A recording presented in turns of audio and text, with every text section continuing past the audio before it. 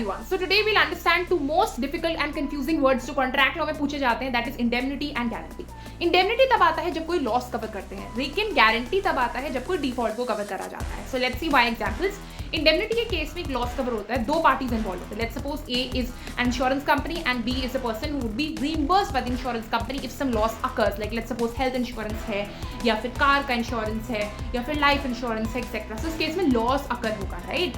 और जो पर्सन को प्रोटेक्ट करा जा रहा है, that is B, he is going to be indemnified, he would be called as indemnified rather. And A जो इंश्योरेंस कंपनी जो उसके इंटरेस्ट को प्रोटेक्ट करेगी, that would be indemnified, right. ये होता है इंडेमनिटी लॉस के केस. दूसरा आता है गारंटी. गारंटी में तीन पर्सन्स होते हैं. One is going to be a creditor, one is going to be a debtor and the other person is going to be guarantor. Let's suppose A and B है. A is going to be the creditor, B is going to be the debtor. तो जो A है, A ने 5,000 रुपए दिए B को, B is supposed to pay that money to A. अब क्या है, जो C है, C is going to be the guarantor, और C बोलेगा कि अगर let's suppose B डिफॉल्ट हो जाता है लोन की पेमेंट में, so I'm going to help him, और रादर मैं ही डायरेक्टली पेमेंट कर दूंगा A को. तो ये होता है डिफॉल्ट के केस में. Guarantee is only in the case of default and indemnity is in the case of loss. So we're getting most of the details, do like, share, comment.